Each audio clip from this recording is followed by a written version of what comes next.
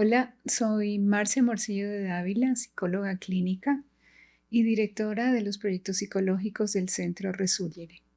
Bienvenidos a un nuevo episodio de Escuela para Padres de Ecuador Un Solo Corazón. Hoy traemos un tema muy importante, empezando ya el siguiente módulo dentro de la adolescencia, que es el módulo de las emociones, del área emocional. Hoy vamos a comenzar con un tema muy importante, un tema muy frecuente y un tema difícil de tratar, que es el suicidio en la adolescencia, entre las edades de 12 y 17 años. Dentro de lo que significa el suicidio, también todo lo que puede ser la depresión, la ansiedad, la angustia, el sentido de la vida y los cambios de comportamientos en un problema o una crisis como esta. Hemos invitado hoy especialmente al licenciado Milton Paredes, que es terapeuta del Centro Resurgere y ha atendido muchos de estos casos. Bienvenido, Milton, ¿cómo estás? Muchas gracias. Muy contento de estar aquí y vamos a empezar haciendo en este momento un ejercicio que se llama asentamiento. Que a propósito, estos ejercicios sirven mucho para cuando una persona puede necesitar conectarse con lo que está viviendo o estar ansiosa. Entonces, vamos a empezar cerrando los ojos un momento. Y con los ojos cerrados vamos a dar una respiración profunda. Vamos a tener una respiración profunda.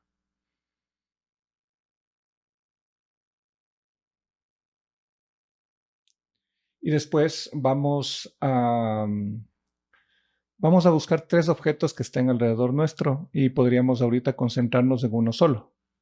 Así que les invito a los que estén viendo esta escuela para padres que hagan lo mismo. Yo voy a coger la taza que está frente a mí, que normalmente son objetos que antes hemos visto, pero los vamos a ver muy detenidamente. Y sobre todo vamos a intentar concentrarnos en algo que no hayamos visto. Probablemente el color, alguna textura. Y les aseguro que con este ejercicio eh, probablemente sintamos que la textura es más fría, el color es más blanco. Y parte de este ejercicio es darnos cuenta, o en este caso esta taza tiene la parte de abajo blanca. Parte del ejercicio es darnos cuenta que hay cosas que no percibimos normalmente porque estamos o agitados o estamos muy nerviosos en algo. Y en este momento pues nos concentramos en eso y eso nos va a ayudar a relajarnos. Y con este ejercicio de centramiento ya dejando el objeto en su lugar, pues vamos a empezar. Muchas gracias, Milton. Me parece un tema realmente relevante y especialmente el enfoque que tenemos, que es la relación entre el amor, el sentido de la vida y el problema del suicidio y cómo prevenirlo. Quisiera que nos introdujeras un poco en este tema. Sí, es un tema muy importante. A mí me agrada mucho pensar en este tema porque es un tiempo donde realmente existe mucho este problema y está vinculado todo, ¿no? El tema del suicidio, de la carencia afectiva, de la falta de amor y de todo lo que la sociedad ha generado últimamente, todo lo que se está generando. Y sí, es un problema que uno habla frecuentemente y a mí me ha tocado hablar mucho. Entonces sí, me agrada además de hablar de este tema. Sin duda que es muy enriquecedor que aprendamos de esto siendo algo quizás un poco tabú, de lo que la gente no habla mucho o puede sentir que no, en mi familia no pasa eso. Sin embargo, cada vez la frecuencia es mayor y entiendo yo que las cifras en nuestro país son realmente preocupantes. Entonces sí, la falta de amor, la falta de sentido en la vida, sí son cosas que nos debemos preocupar con nuestros hijos desde más pequeños para poder sembrarles todo esto, sin duda que es así. Y yo quisiera que nos hablaras un poco sobre los padres. ¿Cuál es la función? ¿Qué tienen que ver? ¿Cuál es la importancia de ellos en esta prevención del suicidio adolescente? Eh, Precisamente, como tú has mencionado, las cifras han aumentado mucho y por eso es que yo sí creo que tiene que haber un llamado a los padres. Los padres tienen que ser más presentes en la formación de los hijos. Precisamente en nuestro país el índice en el año 2022 es altísimo. Según esos índices, es la tercera causa de muerte en nuestro país en adolescentes. Eso significa que es muy alto. En general, los índices en Estados Unidos también es la segunda causa de mortalidad. Solamente la supera los accidentes de tránsito, y aquí en el país también, en el año 2022, eh, murieron 120 adolescentes por suicidio. Las cifras son normalmente así, y eso habla de que penosamente estamos entrando en un tiempo de una sociedad suicida. Y es muy penoso decirlo, o sea, solo decirlo a mí me da mucha pena. Y en nuestro país se ha agravado en los últimos años, y como digo, penosamente las cifras hablan de precisamente hasta los 17 años se ha convertido en una causa grave. Eso significa que los padres deben ponerse más alertas. Y no es únicamente previniendo el suicidio, que sería como que lo extremo, porque la raíz verdadera del suicidio es la falta de amor y las carencias afectivas. ¿Cuánto una escuela para padres, por ejemplo, en este caso, necesita que los papás se conecten con que cualquier tipo de carencia afectiva en el hogar va a generar un ambiente ideal para el suicidio? Y cuando a veces uno dice falta de amor, se puede interpretar de muchas maneras. Pero, por ejemplo, que poco se habla de que a veces los papás también muestran desinterés al no ponerles límites a los hijos. En el adolescente, y eso he aprendido también, he escuchado contigo también esto de que el adolescente necesita límites, necesita sentirse querido. Hay muchos estudios que hablan de que realmente un adolescente, cuando no siente que le ponen límites, se siente mal. Hay un estudio que hizo una psicóloga a los chicos que iban a discotecas y los papás no les decían a qué hora volver, ni había nadie que les vaya a recoger. Y aunque todos se iban alegres a la discoteca, cuando salían de la discoteca, porque curiosamente este estudio es a la salida de la discoteca, cuando terminaban, decían que se sentían muy tristes de que no haya quien los recoja y de que no haya quien les haya fijado la hora de regreso. Es curioso esto, ¿no? Pero a veces los papás muy rígidos, con un ambiente de frialdad, con normas demasiado fuertes o demasiado estrictas, pero también la falta de límites, sobre todo en los jóvenes, crea una sensación de desamor. Entonces, qué importante es entender lo que es falta de amor para un adolescente, o lo que puede significar para él en su psicología. Qué triste de verdad y qué grave lo que nos cuentas. Yo pienso que quizás no es del conocimiento de todos este tipo de cifras, pero por eso se convierte en un tema tan importante. Si tenemos en casa o cerca de nosotros un adolescente que presumimos que puede estar en una situación de este tipo, o ha pensado, o ha hablado, o ha mencionado el suicidio, ¿qué piensas que deberían hacer, no sé, los cercanos? ¿Cómo acompañar una situación así? Eh, bueno, yo creo que también en estos temas lo más básico sería lo que se dijo hace un rato, ¿no es cierto? El amor, llenar de amor. Pero penosamente, según lo que se entiende, según lo que un poco también dicen los manuales sobre qué hay que hacer, la persona que se va a suicidar suele tener tres etapas, y de eso hay que tener cuidado, ¿no? La primera etapa es fantasiosa. Yo me acuerdo de un chico y también es uno de los factores de riesgo, ¿no? Las enfermedades terminales, hay que tener cuidado cuando un adolescente o un chico tiene una enfermedad terminal o grave, pero solamente lo menciono. Pero yo, porque fue un caso que yo recuerdo que este chico me hablaba de cómo él soñaba en el suicidio, cómo él se lanzaba desde la parte alta de un edificio y cómo caía, cómo iba cayendo. Entonces, escuchar que una persona te habla de una imaginación suicida significa que está en la primera etapa. Y hay que tener ya mucho cuidado, porque esa primera etapa, que es solamente idealizada, se va a ir convirtiendo en una parte que es conductual. La parte conductual que yo también he escuchado penosamente, hace 2 semanas yo hablé con una persona que tiene ciertas frases que ya son prácticamente afirmaciones. Por ejemplo, si uno dice, uno escucha una persona con un pensamiento de yo hago las cosas pero no lo logro, yo hago esto pero no cambian las cosas, es que mi vida no tiene sentido, nada me sale bien. O a veces hay frases más directas que dicen, sería mejor no existir. Esta segunda parte es súper importante, pero desde todas las etapas, yo creo que una cosa que a veces sí falta a los papás es que no le dan seriedad a la palabra del hijo. Entonces, eso es muy común encontrarlo, que ni el papá, ni el hijo, ni en la familia se dan seriedad a lo que están diciendo los unos y los otros. Qué importante es que la gente entienda que cuando un chico o cualquier persona esté teniendo esos diálogos, hay que darle seriedad. Yo mismo me he confrontado frente a eso. Por ejemplo, me acuerdo que con la persona que yo hablé hace 2 semanas, yo tenía ganas de decirle, no va a pasar nada, quédate tranquilo y no es tan grave lo que te está sucediendo. O sea, uno tiene primero frente a la circunstancia del suicidio o a la posibilidad de suicidio, uno mismo quiere como que desvanecer la palabra del otro. Y lo primero que hay que hacer más bien es darle valor en el sentido de eh, preguntarle más, ahondar qué te está pasando, por qué lo estás sintiendo, qué está sucediendo.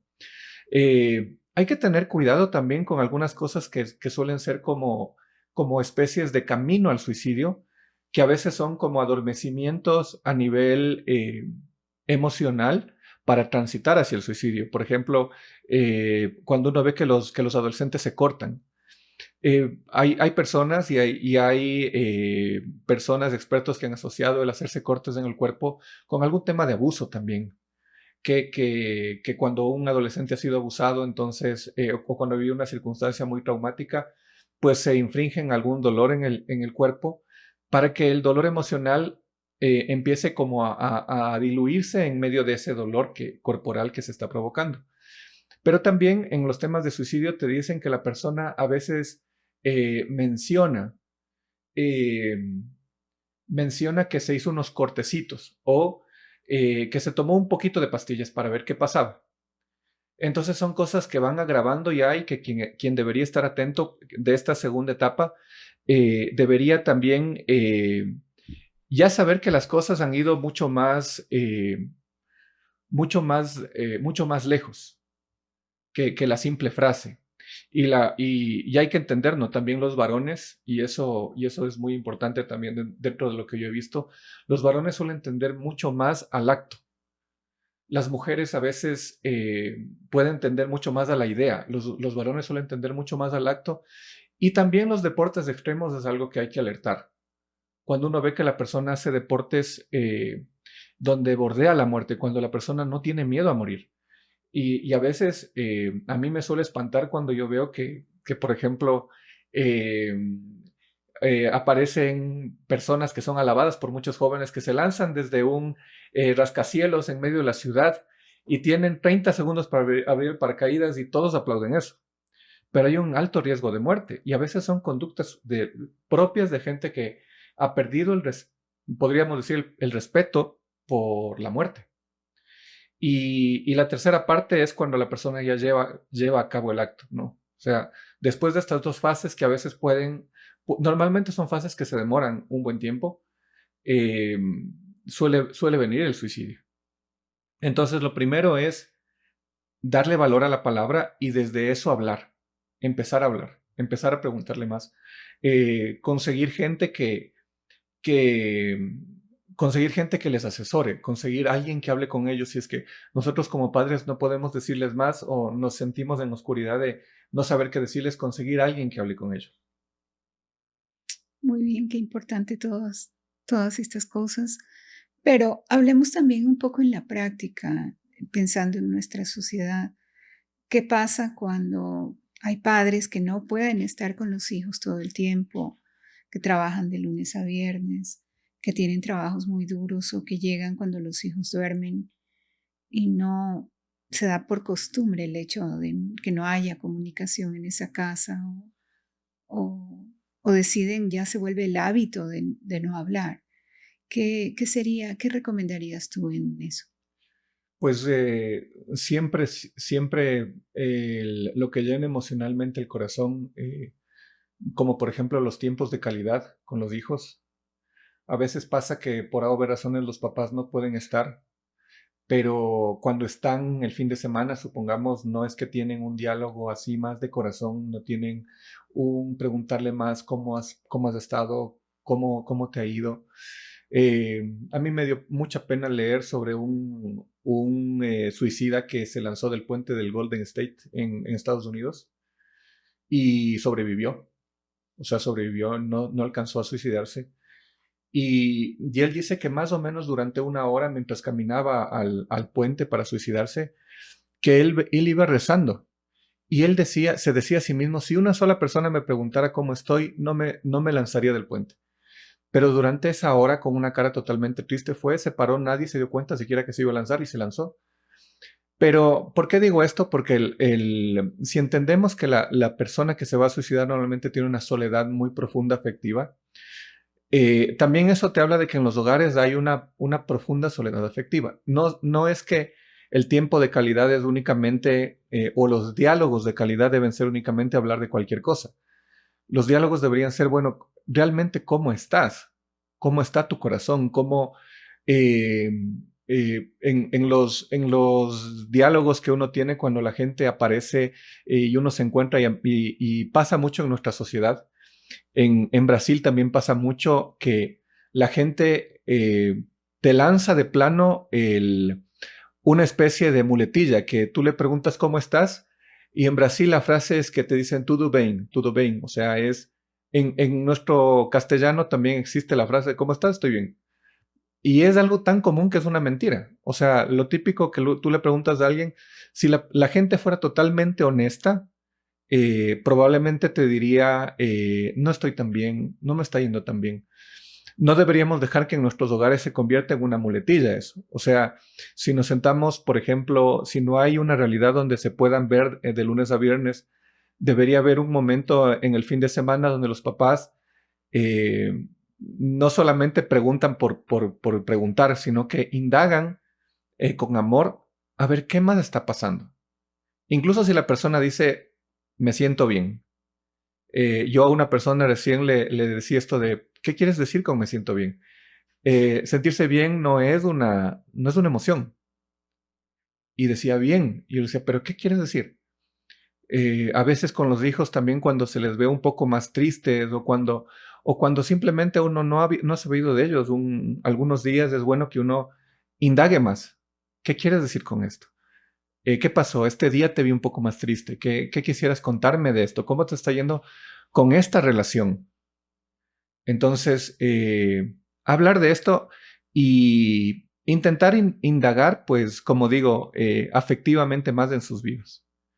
Sí, definitivamente así es. La importancia de los pilares en la vida, en el hogar, que son los padres sobre los hijos, es algo que cuenta en la prevención del suicidio. Y hablando más profundamente, yo creo que debe ser algo que no solamente comience en la adolescencia, sino mucho tiempo atrás.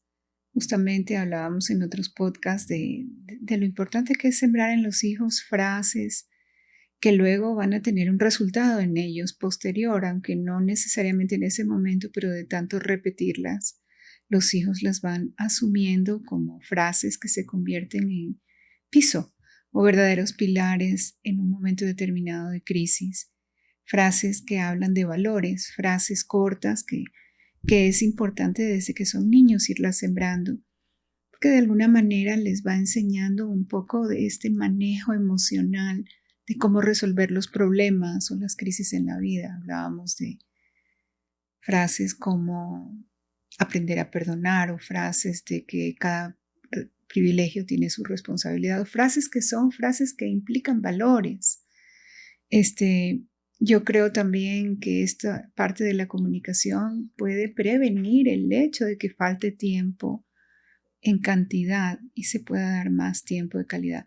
Sin duda que tú oyes mucho esto de que igual para el tiempo de calidad necesitas cantidad.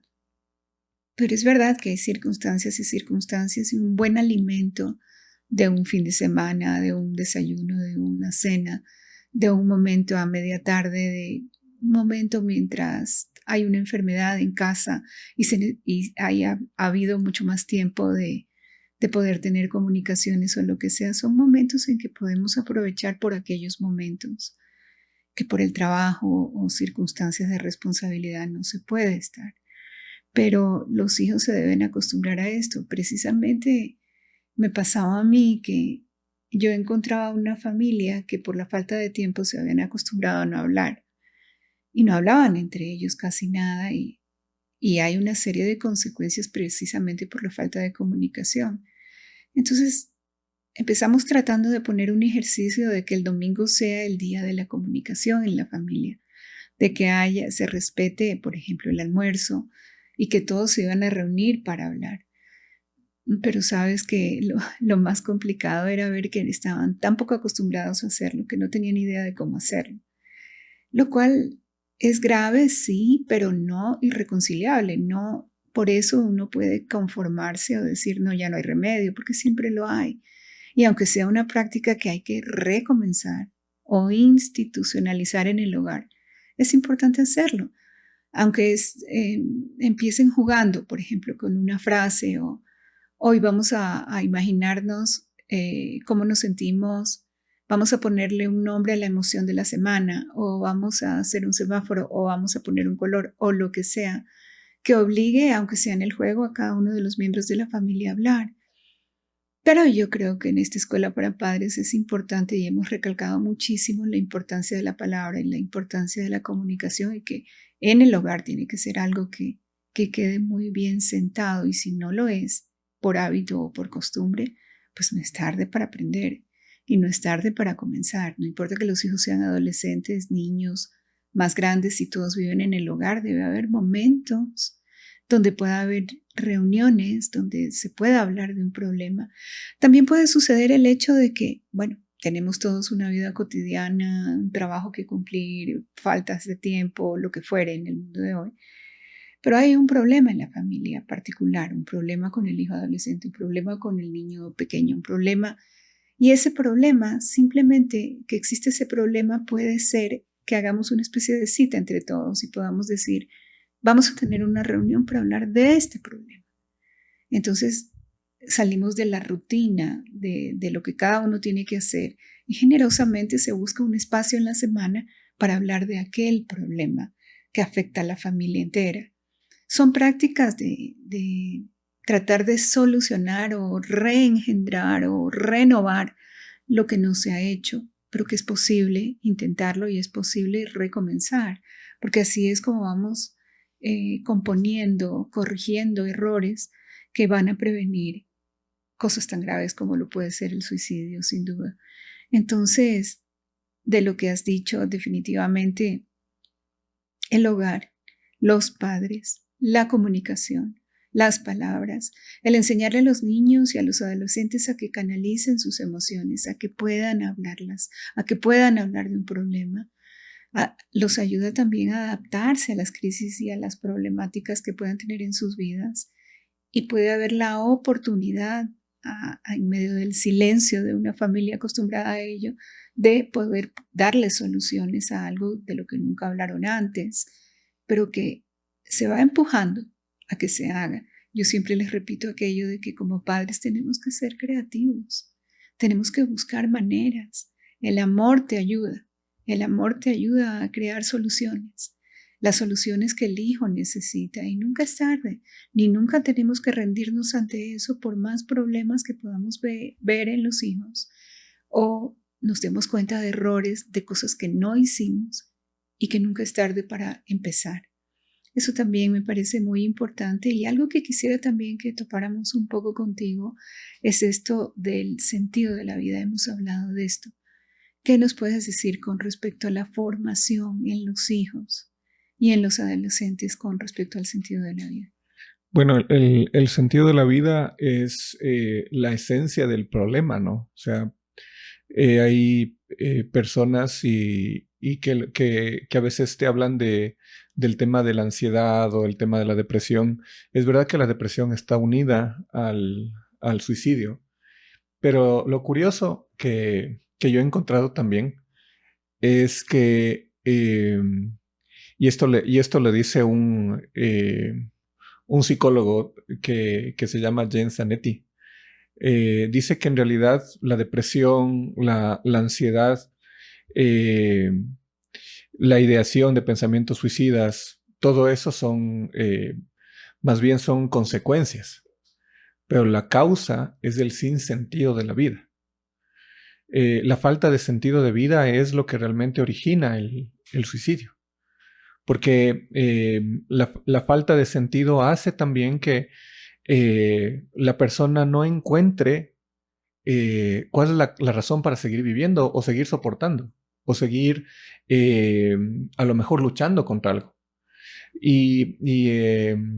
Bueno, uno tiene muchos pensadores en este tiempo, lo mismo que dice Víctor Frank, que es tan conocido del hombre en búsqueda de sentido, que dice que si una persona encuentra un sentido va a encontrar el cómo salir, el cómo lograr, las maneras de dar la vuelta a la circunstancia. Esto que tú hablas de la creatividad me parece tan bonito porque eso es propio de la gente que tiene sentido. Y al mismo tiempo, el sentido mucho tiene que ver con el vínculo con los padres, ¿no? O sea, quien te enseña el sentido de la vida normalmente y psicológicamente la persona que hace que en la familia se ancle el sentido de la existencia en el mundo, suele ser el papá también en muchas cosas. Cuando uno ve en los padres, porque es el papá y la mamá, eh, pero uno ve en los padres que ellos tienen un sentido de existencia. Qué penoso es, yo hablaba precisamente hoy con alguien que me decía que la profesión la tenía por dinero y que estudió mucho para ser médico, pero el sentido era el dinero. Entonces no se me hacía raro que sea una persona depresiva, porque qué diferente es encontrarse que el papá o la mamá tienen el deseo de servir a alguien, de ayudar a los desnutridos, de sacar de la desnutrición a la gente, de sacar de la depresión a alguien, eh, o de ser gente que supongamos tiene una misión en la vida, una misión en este mundo. Se ha profesionalizado tanto el ser humano que no nos estamos dando cuenta que precisamente por eso es que somos una sociedad que tiende al suicidio, que ya no, la meta trascendente ya no es una misión en la vida o una vocación en la vida, que puede ser una vocación de servicio o una vocación de ayudar a alguien, sino que la vocación está asociada al dinero o incluso a veces a algo que es más superficial. Entonces, el tema de darle un norte al joven, darle un norte al adolescente, pero entendiendo que es algo más trascendente. Eh, Precisamente cuando es muy curioso porque eh, el no saber alimentar los intereses de los jóvenes, el no alimentar que el joven tenga una pasión, el no darle el sentido de que tú eres bueno para esto, te puedes meter en esto, puedes sacarlo adelante, pero no por la consecuencia económica que vas a tener, sino por aquello que vas a dejar como legado a otros, aquella enseñanza que va a dejar tu vida a otros, aquella huella que yo te he escuchado a ti tantas veces decir que hay que dejar una huella hace que la persona, aunque esté viviendo cosas muy difíciles, empiece a ver una luz. Eh, Hay que tener mucho cuidado con apagar el sentido. Y yo sí quisiera mencionar una cosita que tiene que ver con eso, que normalmente las personas depresivas eh, también suelen tener una falta de gratitud con la vida. Suelen tener esto de que viven como que la vida les perteneciera, como que la vida la tuvieran como que por un derecho. Y también eso es una causa importante que pocos mencionan. Cuando uno vive la vida como que todo fuera un regalo, como que sí, yo tengo muchas cosas buenas, muchas cosas bonitas. Tú mencionabas estas frases que pueden ir alimentando la bondad que hay en la vida, la belleza que hay en la vida de, a lo mejor sí vivo cosas malas, pero esta frase de todo toma lo bueno, de todo toma lo bueno, que la persona se acostumbre a todo lo que vive tomar algo bueno, eh, de aprender a ser grato, aprender a agradecer, no vivir por derecho, sino ser grato con todo, también tiene mucho que ver con eh, que la persona siempre tenga un sentido, porque siempre va a tener algo que agradecer. Y eso le va a sacar, además del constante pensamiento negativo que además suelen tener las personas que tienden al suicidio. Y pues importante hacer el énfasis que para que yo transmitir un sentido, yo como padre o como formador, yo debo tener un sentido. O sea, qué difícil es transmitirle al hijo que tenga un sentido si yo vivo para la plata. Qué difícil es transmitir un sentido si yo no vivo interesándome por los demás o si yo soy una persona que vive quejándose porque tengo que hacer las cosas en función de otros. Entonces, sí es algo hermoso pensar que es un reto para los papás el transmitir el sentido de la vida profundo a los hijos. Sí, qué importante realmente todo lo que acabas de decir y es así. Estas frases de verdad que van sembrando valores en los hijos y son simples frases que por repetición se vuelven verdaderamente, van llegando, quiero decir, van llegando a los hijos como casi que inconscientemente y llegará un momento en su madurez que realmente las asuman. Algo que me parece muy importante también de todo lo que has dicho es este sentido, estamos hablando de un sentido trascendente en la vida, o sea, de el sentido de tu existencia, no solamente de las cosas que haces o de lo que estudias o cosas así, sino realmente cuál es, por qué estás en este mundo, o sea, cuál es el sentido de tu existencia. Podemos ver muchos hogares que eh, asientan esto sobre la parte espiritual y hablemos de personas que siguen una fe y que en los principios de su propia fe pueden sembrar en los hijos desde pequeñitos esto. Pero también hemos visto mucho cómo no necesariamente hablas de Dios, pero sí puedes hablar del servicio o sí puedes hablar del amor. El amor es algo necesario para cualquier ser humano.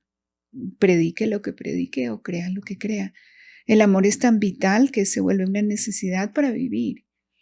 Y si tú vives para el amor te va enseñando cómo el amor es darse, cómo el amor te hace preocuparte por los hijos, preocuparte por los demás, preocuparte por el otro y vas dejando en la vida, sin, queriendo o sin querer, un resultado bueno en cada alma que vas tocando en ese sentido. Entonces, que los hijos comprendan que uno debe encontrar un sentido también es algo que puedes poner en una frase. Yo sí, como tú bien dices, mucho he repetido y le repito a los chicos esto de cuál es la huella que vas a dejar en el mundo. O sea, piensen un poco, reflexionen desde pequeños que todos venimos al mundo a dejar una huella. ¿Cuál dejas tú? Porque quieras o no quieras, la dejas.